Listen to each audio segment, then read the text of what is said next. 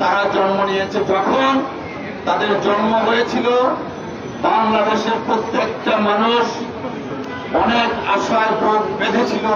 দুঃখজনক হলেও সত্য, যারা আছেন বা নেতৃত্ব দিচ্ছেন তাদের মধ্যে অনেকে এখন পর্যন্ত রাজনীতির মাঠে অনূর্ধ্ব 19 অর্থাৎ অনূর্ধ্ব 19 টিম, আমরা বুঝতে পেরেছি কিনা, তাদের কথা আচরণে আসে না, যে কারণে মানুষ বলে দে আর আন্ডার 19।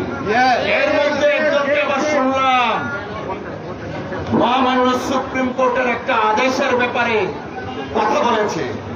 আমি ব্যাকগ্রাউন্ড দেখলাম ফেসবুকে, এক সময় নাকি ছাত্রলীগ করত।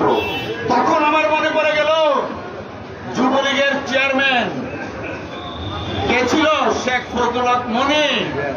1973-তে কিন্তু আদালত অবমাননার মামলায় তাকে রুল ইস্যু করা হয়েছিল।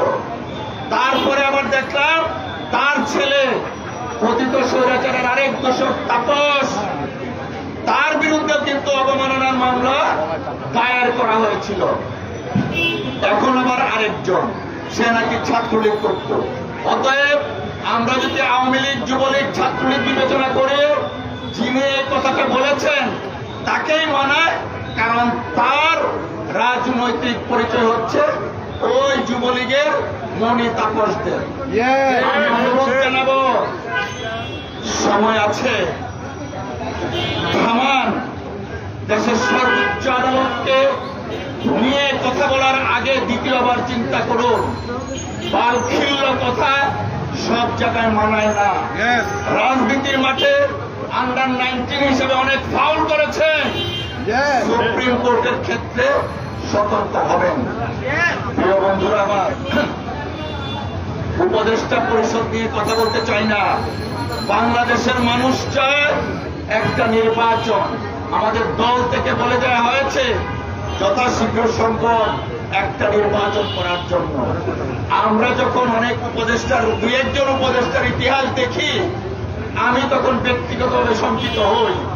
কারণ এই বর্তমান উপদেষ্টা পরিষদের একজন উপদেষ্টা আছে 91 সনে সংসদ নির্বাচন করে 249টা ভোট পেয়েছিলেন,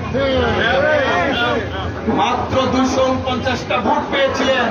তিনিও কিন্তু এখন উপদেষ্টা।